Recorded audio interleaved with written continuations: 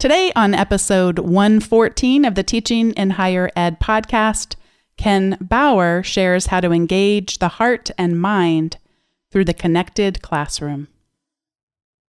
Produced by Innovate Learning, maximizing human potential. Welcome to this episode of Teaching in Higher Ed. This is Bonnie Stahoviak, and this is the space where we explore the art and science of being more effective at facilitating learning. We also share ways to increase our personal productivity approaches so we can have more peace in our lives and be even more present for our students.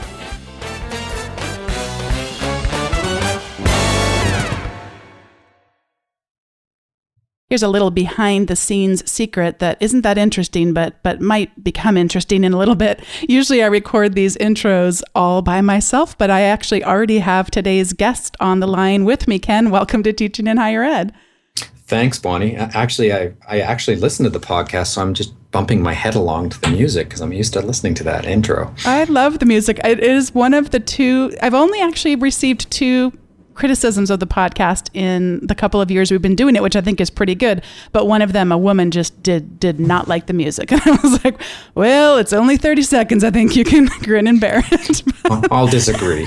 I love it too, but I have that eclectic taste in music. The reason I wanted to have you on is, of course, I could read your bio, and I'm very good at reading. If you've been listening to the podcast for a while, you know I excel at that skill. But yes, indeed. I want to hear you tell a story. How did you wind up where you are? Where do you live? Where did you used to live? And how did you get there?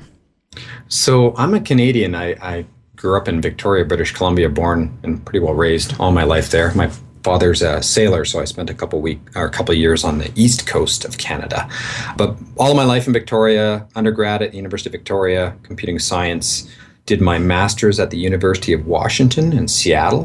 One of my undergrad professors that I really, really loved, and I modeled my teaching after him, sent me there, and I met a Mexican. And so I ended up in Mexico, and I've been teaching here most of the time since 1995 in this same institution, the Tecnológico de Monterrey.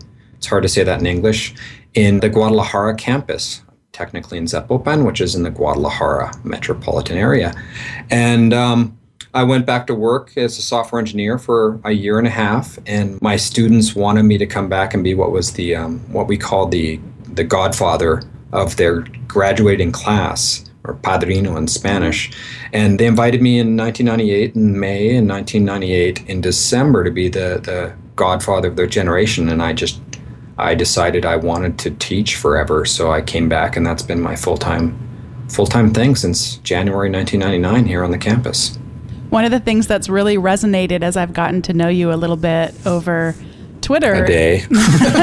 No, actually, it's kind of nice because I feel like I've seen your name a few times, and then started. We were on a couple of sessions together. Ditto. Tell me about your sense of love in teaching. So this came up a lot with Amy Collier's presentation this morning, actually, and we had a session with her 2 days ago. And for me, I've always been a teacher that I'm not going to be there and I'm not going to lecture. I want to really connect with my students. For me, teaching isn't about giving them the content of that CS1 course, the computing course, or the software engineering course, or whatever I happen to be teaching that semester, but really making a connection with my students. And I want to have those students that come back and find me 10, 20, and even longer years later, and come back and thank me or ask for my advice. And so that's really my job as an educator. It's not just preparing them in writing algorithms and computer science, it's preparing them for the world. And I don't like the stereotypes of software engineers don't know how to communicate and the arts people don't get what the engineers do. I don't like going with that stereotype, but I really think it's important for me to bring that level of richness to my classroom, that my students know how to communicate with each other, with me, how to ask questions. In the Tec de Monterrey, we call these the transversal qualities that we try to teach to all of our students. We're not a liberal arts college in that way, but even though we are focused on engineering and business degrees, we try to push that through the curriculum as opposed to just a special course in each one of these qualities. And so I really try to push that into my curriculum And for me, that's why spending time with my students is so important. When I was in college, it was my senior year, and I had always thought I was going to be a high school teacher. That was from the youngest age I can remember. Me too. And my dad's business, he was in agriculture, and his business went under because down here in Southern California, there was a drought in the late 80s, early 90s. Right. And I could tell the story a little longer, but I probably won't do it justice. Let's just say they were not paying for me to get that 5th year of college that was required to get my teaching credential. And so I ended up working in business, not understanding what it was, but my perception was that good people go into teaching and become firefighters, and bad people. And I don't think it was necessarily bad people, but I didn't see the heart that was in business and is in business today. And so it's fun to get to talk to someone like you who has such a big love for your students, a love for the subjects you teach, and kind of that undercurrent of pulling that out of your students and showing them those connections if they are like me at the time who couldn't necessarily see how their heart can come into the work that they do. Yeah, and I think the stereotype comes in as well that we're teaching technology, and a lot of people, you're tech. You don't have heart. You have no soul. Where that's for the arts, and I think that's not true. I think we have a passion for teaching, and we'd like to share that with our students. Today we're looking at something called the connected classroom. Before we even define what that is, just describe one to me. Think of a great memory that you have of a connected classroom where you thought, wow, this is an incredible experience. And through that description, I think we'll find some of the definition of a connected classroom. Wow. So there's an activity that I always do with teachers where I ask them to or even anyone, to identify the 4 people that they are the way they are because of those 4 people, whether it's a negative or a positive experience that they've had in their lives. And I've got my list of 4. I won't go through all of them, and one of them is negative. But one was this teacher who sent me to the University of Washington, Bjorn Freeman Benson. And I get choked up talking about him because he was such a great teacher. And I remember his classroom being that type of classroom where the students either really loved that instructor or they just didn't like it at all. It was very polar. And I loved it because it was much more where he gave us the voice of the classroom. We spent way more time talking about software engineering and in particular object-oriented programming because that was the course. And he really listened to us. And for me, that was so important that I felt that I had a voice with my peers. I think that's where I really got a passion for teaching. I originally wanted to be a high school teacher as well, but I remember the province of British Columbia extended the retirement age. So I thought, oh, well, crap, I don't have a job as a teacher now, so I'll do something else. But I think that class really showed me the model of the way I wanted to teach as my career went forward. And I keep looking back at Bjorn's class and really appreciating the work that he did as a teacher. What are some of the elements then of a connected classroom, and what kind of made his classroom remind you of connected classrooms? I think it was probably because it was more of an upper year course, and it was the first chance we really got to do some real collaborative work in a group of 4 students. And I can't name any names, but there was always the person who didn't do as much work as the other ones. And we learned a lot of skills of how to communicate, how to collaborate. And this is the early 1990s, so it wasn't like we were working in our bunny slippers on the internet together. We had to actually physically go and sit in someone's kitchen and work on code and pull out paper and diagrams and work as a collaborative team. For me, it was a new experience working in a team like that, and having the teacher who was able to let go of control. That was something I really found that was really good in that classroom. They weren't dominating the conversation. They were letting us run the show. Whether we were going to fail or not wasn't so important, but he really let us run the show. And tell me about one of your connected classes and maybe how he's inspired some aspects of it, or maybe how even technology has afforded you to do some things that maybe he wasn't even able to back then.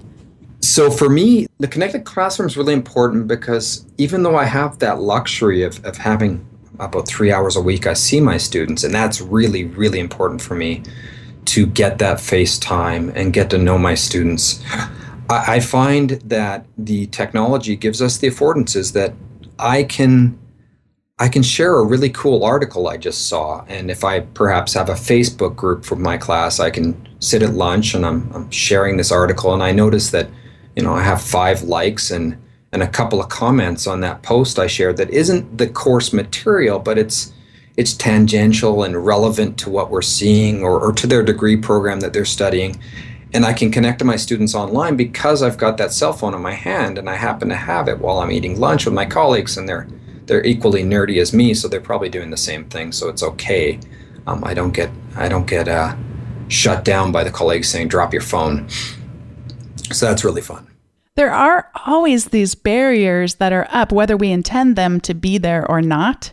And so just allowing your students to see some parts of your personality, whether that be the music you listen to or in fact, the other day we were going back and forth on direct messages and you mentioned going to play Pokemon with your son.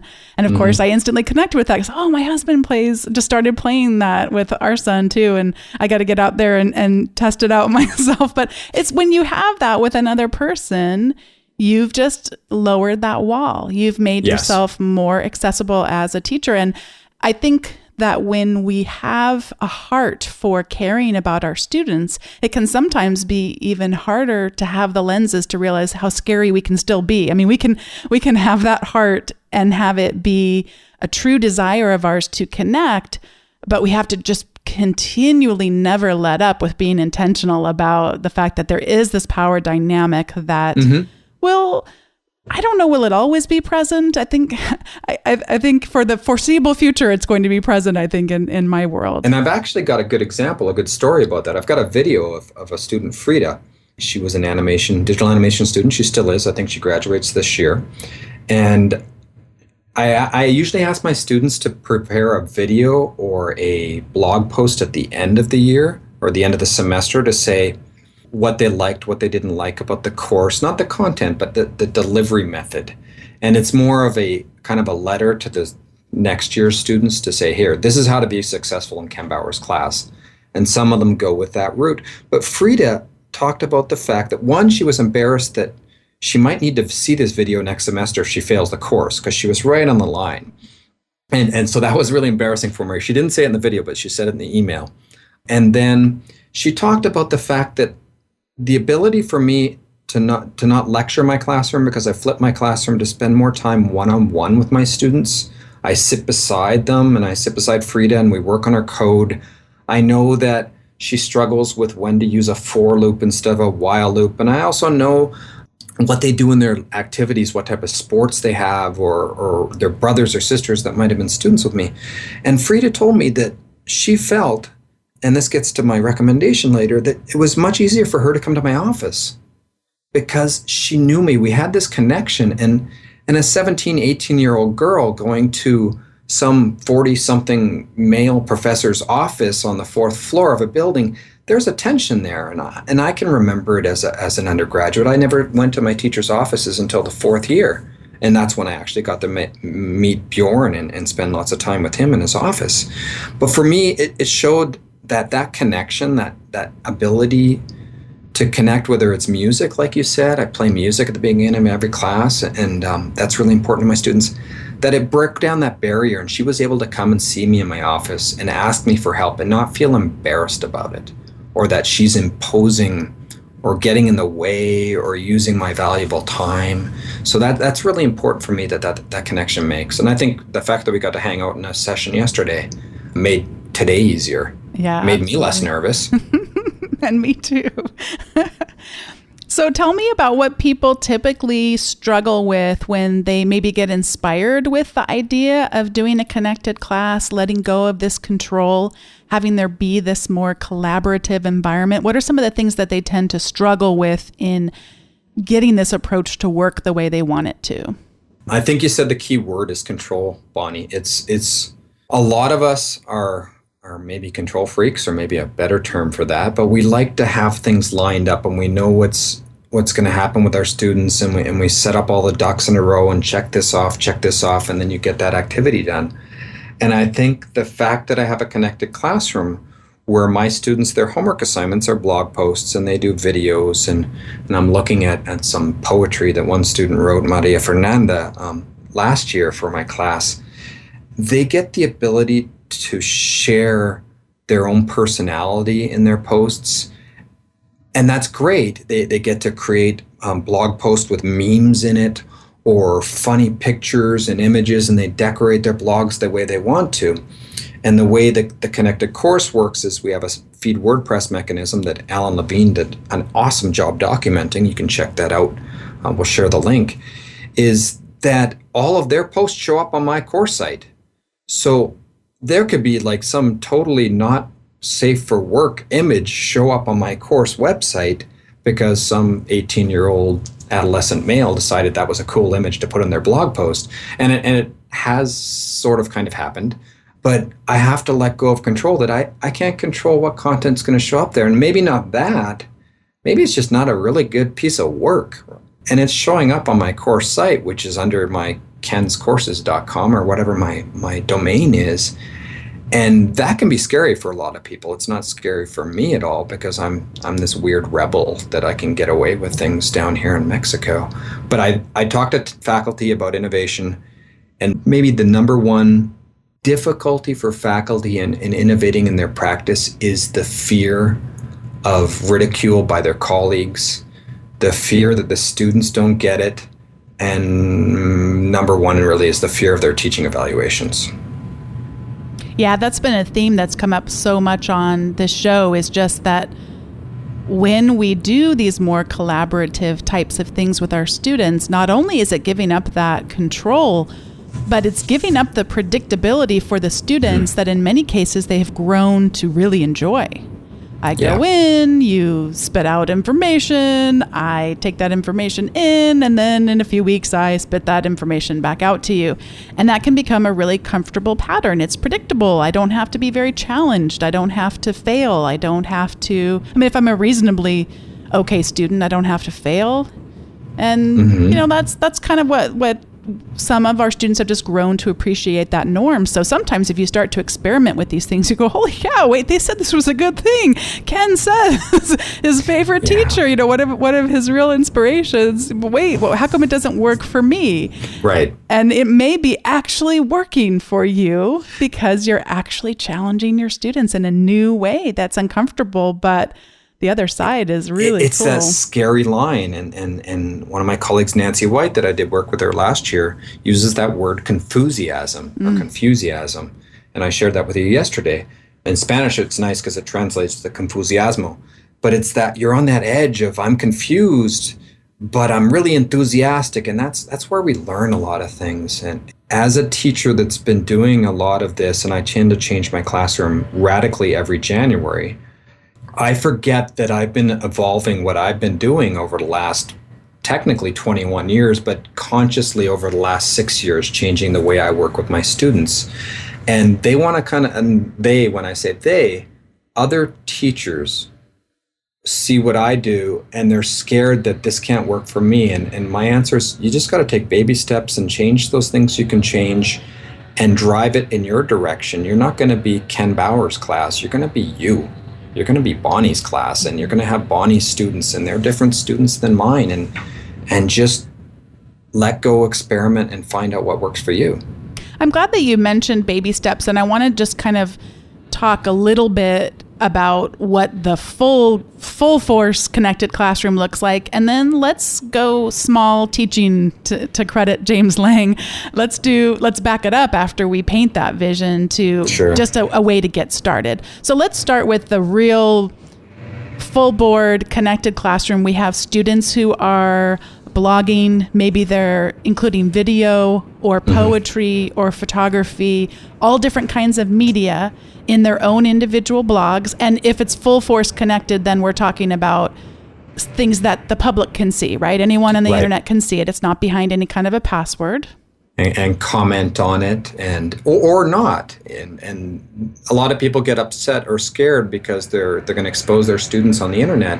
And they can publish as Batman 23 if they want to. They don't have to put their face there. They don't have to put their real name there. And we do talk about this. This opens up some wonderful conversations about digital identity with my students, but that's a whole different story. So they do share all of their blog posts. Sometimes it gets large because some of my students, I usually have about 100 students in this one course with a couple sections or 3 sections, and they're all syndicating to this one mother blog, my course where my syllabus is and all of their syndicated content. I'm setting up this semester's blogs, and I'm looking back at last semester's course, and there's 1,368 blog posts there from my students, which is pretty darn massive, really. To be honest, I didn't read all of them, and my students know that, and they understand that I don't have time to read every single one of their creations, and they're actually fine with that, because I try to teach them that it's more about your reflection on your learning that's really important there. So yeah, it's massive.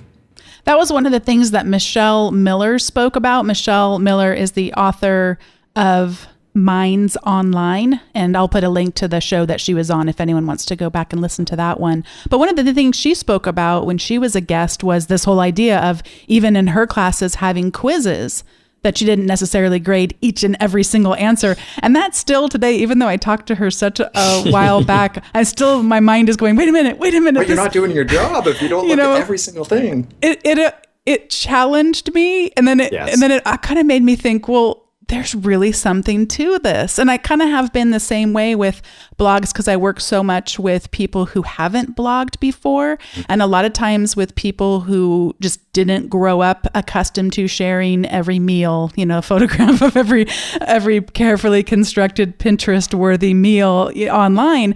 This is a terribly uncomfortable thing for them. So yes. I have always felt as the educator, well, because they are working so hard and taking so many personal risks, I better do them the service of reading everything. But I have to let go of that a little bit, and you've really inspired me. I felt that way, Bonnie, at the start of doing this. Before the blogging, I had my students do a lot of YouTube videos showing their mastery content of different topics.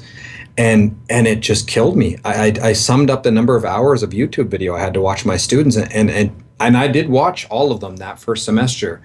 And I just couldn't do it anymore. And I'm asking them to do 3-minute videos, and they make 27-minute epic YouTube videos that I'm still watching at 1.5 times speed, but I can't slog through all that content. And they get to know that, and that's fine. Yeah, it's a whole different paradigm that you don't have to view every single work product, but to create that energy and that excitement around them seeing each other's creations and even extending it well beyond your class. And that actually was the other thing I was going to mention as we described the full force connected classroom. Right. You're actually leveraging every possibility. We would also be thinking about they get exposed to the public. My former students, I don't like using the word ex-student because that's a final term. My students from the past come and comment on their posts, or they answer questions on Twitter that my students have about the course content, or even people that weren't my students, just random followers on the internet are injecting themselves and saying hi, like Laura Gaugia did the other day for some of my students in one of the classes. So they're getting exposed to the live internet. They're getting authentic audience. We like to think they're going to have better quality product because they're not delivering for one, they're delivering for everyone, and their stuff lives on. I have a part of the connected courses. When you set it up, you're going to want to lock it down at the end of the course so that their stuff doesn't disappear, that you keep copies of everything, because I'm that way. I like to keep copies of everything. But my students' blogs are still there. And they don't make them go away. I'm looking at Fernanda's right here in front of me. I brought up the original so I could see what her portal pictures looks like and everything else in the context the way she wrote it, not the way it comes into my site. They're still there. They still keep blogging, and my students have taken this idea that they were blogging for my course, and then they do it for different courses, or they do it for their school club or their church group or whatever they're involved in. They bring it to another domain.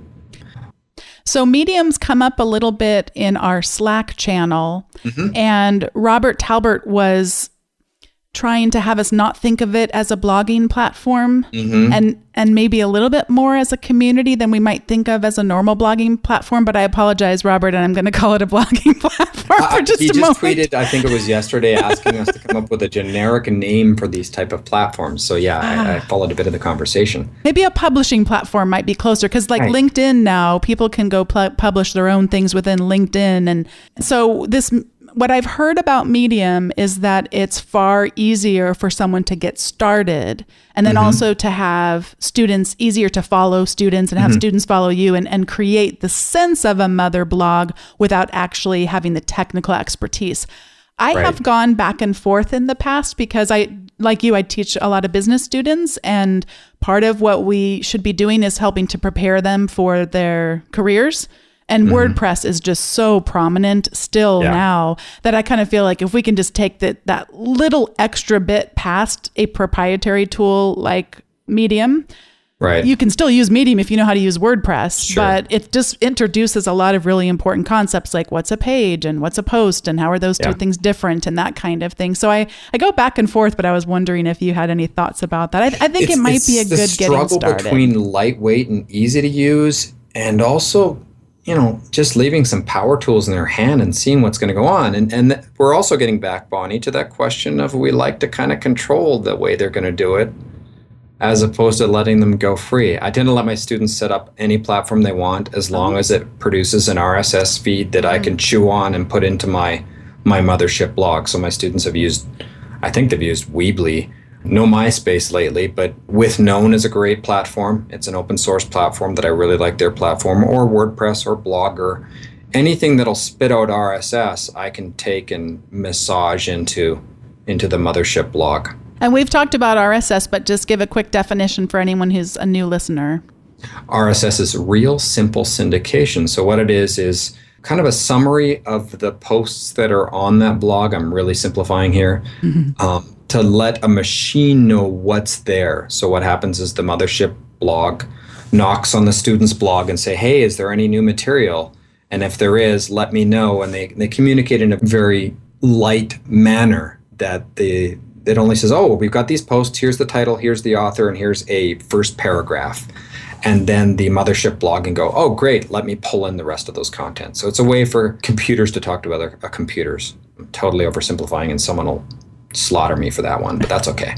I think we should be simple on these things. In fact, we'll link to a great video by RSS is the glue that keeps the internet held together in many ways. And makes it so personal to us. I can read your blog and go, wow, not only did he have amazing things to say today, but I bet you he's going to have amazing things to say next week, and I don't want to miss it just because I'm not on Twitter when you happen to tweet out a post. We can subscribe. There's all sorts of fun stuff. Yeah. So that's wonderful. And I appreciate that you've just helped shape my mind a little bit of why not use any blogging tool you want to. And I can still say WordPress is a good skill to have. I love WordPress, and I always recommend WordPress, but use what you want to use as long as I can massage it into my workflow. And I think especially for me, that's helpful because unless the class is called An Introduction to WordPress, why do I need to push that necessarily? So that's really helpful. Well, this is actually the point in the show where we each get to give some recommendations, and I'm excited to share mine. I think it might sound a little cold at first because it's all about making our work a little faster when it comes to writing things and writing to people. It's called Text Expander, and I actually had to go back because I'm compulsive about not recommending the same thing for me more than once. And it was actually recommended by my husband, Dave, all the way back on episode 8, but I'm going to recommend it from me this time, and it is a tool called Text Expander. And many of us know about autocorrect, where on our phones, if we mistype something or we're starting to type a word and it figures out what we actually want to type, that it'll actually fill the whole word in. Or if you're me and you're talking to Ken Bain and you type the Minerva Prize, it'll type the Manure Prize. So we get ourselves into some trouble sometimes. But those built-in tools to our phones, text messaging, and those built-in tools to our computers can really go a long way in terms of features. And what Text Expander can do is where I just type in a couple of keystrokes and it can put out whatever text I've put in there. A classic example for me is I can never remember my work phone number because I don't ever answer my phone. I'm never sitting at my desk. It's my cell phone that's the one I actually answer. But I do need to put my work number in a number of times. I have a text expander snippet that I type in the letters Z and then VU phone, I think is what I type in. And all of a sudden there's the phone number. I don't have to remember it. But I can also type in something like for the show notes for all of the podcast episodes, I type in a few keystrokes and all of a sudden the whole entire template comes up. Mm-hmm. And I can actually put fill-ins. And so for today's episode, it said, who's your guest? Ken Bauer. And what's the topic you're talking about? What's the title of the episode? What's the episode number? And it puts all of those variables into my text. And the reason I said it might seem cold is that I'm using this a lot because our campus is rolling over to a new learning management system in the fall. And I'm getting a lot of the same questions. Mm-hmm. And it might seem like, wow, that's really like you're some robot or something. But how did you type that so fast, Bonnie? What it allows me to do, I can customize the messages and say, I hope that your daughter's doing okay. I know she's been ill or whatever. But it allows me to free up that much more time for the meaningful things that don't involve answering a step-by-step help desk type of question. And you won't forget to include a piece that should have been there. Exactly. So I'm a big fan of Text Expander. And I was going to go look up what the Windows equivalent is. I actually remember there's one called Breevy. There's a number of these text expansion types of tools. But I saw that they have a beta out on Windows too. So people could check out the Text Expander Windows and see if that version works. But there's a lot of different tools that do the same sort of thing. So tell us, Ken, what are your recommendations for today? That's basically programming, and we could tell the kids about the old days when we had keyboard overlays on our keyboards, but that's a whole different story. So I was going to recommend two things quickly. If you're interested in connected courses, contact me, and I'm sure Bonnie will have the contacts there. But Alan Levine publishes lots. And he has a series of 5 blog posts, I believe, called Building Connected Courses, Feed WordPress 101. And so if you go to Alan's blog, he has this amazing detail of how to set up your own Feed WordPress if you're so inclined to set that up. And I followed it exactly and gave him some feedback to improve it. So that's one recommendation. Or find your local nerd that will help you set it up. I've set it up for other people. The other tool I was going to recommend today is using the youcanbook.me system, which ties into my Google Calendar. And I don't like doing office hours where I sit here and wait for students to show up. And I like the students to be able to reserve a 15-minute block or a half-hour block with me. And they can do that online. They get an immediate email which lets them know. It goes into my Google Calendar so that I know I have to be in my office at that hour so that my student will know that I'm there for them. And it really, it makes it easier for me to know where I am. The students get more of a commitment that they make a commitment to come and see me. And I like it because I actually see my students more now, as opposed to sitting in an office in a static time that doesn't work for everyone because they have sports or whatever else. So I leave my whole day open, and then they can block time with me during the week. And it's made a lot more connection for my students. And I like it. And we use it for other stuff like booking conference rooms and stuff on campus.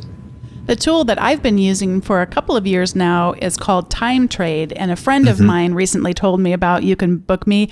And she's one of those super geeky friends who, when she tells you something, that's going to be the best of whatever it is out there. And one of the things I really was impressed about You Can Book Me is just that you can provide other information in that same context. For example, if a student was setting up office hours with you, would there be any information you would want to tell them? Should they bring something? Yeah. Should they come early? Should they let you know if they're not going to be able to make it on time? Whatever the kinds of information. And the service I use is just not quite as flexible in terms of that other information in context. And as you said, it's got other features too, like booking conference rooms, and you can get real fancy with it. Are you using the free version, or are you using? I'm using the free version. It does enough. I should throw this some money. I'm kind of the person that likes to throw money at different projects that I think are really valid in producing good software, and it's also a good message for my students to support work of others. I do support a lot of other products, but I should throw some money as well. It lets me customize it too. I found that I needed to tell my students, please tell me why you're coming to see me so I can do a little bit of prep before you show up. as opposed to just, I know you're going to be here at 1:15 for 15 minutes and I have no idea why. A lot of these tools, at least the earlier versions of them, you had to leave your calendar wide open. Right. So it would be like as if you were available 24 hours a day, Monday through Friday. And with these now, the way they work is you can just have, a 2-hour block on a Monday that's open. But if you schedule a doctor's appointment on your personal calendar in the middle of those 2 hours, it's not going to list that as available back on You Can Book Me or it automatically picks up from my Google and doesn't let them schedule something that I already have scheduled. But I learned the tip is make sure you block out extra time before you need to run to be to your next class. Because I've had students book the 15 minutes right before my class, but then they're here and I've got like 10 seconds to run to my classroom. Yeah, you definitely have to think about those margins in our lives for sure. Mm-hmm. Well, Ken, thank you so much for being on the show. I hope it's just the first of many conversations since I don't think we're done yet. No. I think we've just begun. We've opened the box. Yes, I really appreciate your time, and it's just the way that you generously give of your knowledge to others. Well, thank you, Bonnie. This has been great, and I look forward to much more collaboration going forward. It was so great having Ken on the show this week, and one of the things he told me before we started recording is that he listens to the show all the way through to the end. So today's outro is dedicated to Ken, who I know is still listening. If you would like to subscribe to the weekly updates, what you get in that weekly update is a single email from me with the show notes to all the great stuff that Ken and I talked about, all those links in there so you don't have to remember to go to the episode to find that information, and also an article about teaching or productivity from me. You can subscribe at teachinginhighered.com/subscribe, and when you do, you'll get the newly redesigned Ed Tech Essentials Guide with 19 tools to help you use technology in your teaching and productivity. You can subscribe at teachinginhighered.com/subscribe. Thanks so much for listening, and thanks for all the encouragement on the newly redesigned Teaching in Higher Ed website. It's been fun to see a lot of people come up there. We are now paying more for our web host, but it's worth it to have more of you as a part of the community. Thanks so much for listening, and I'll see you next time.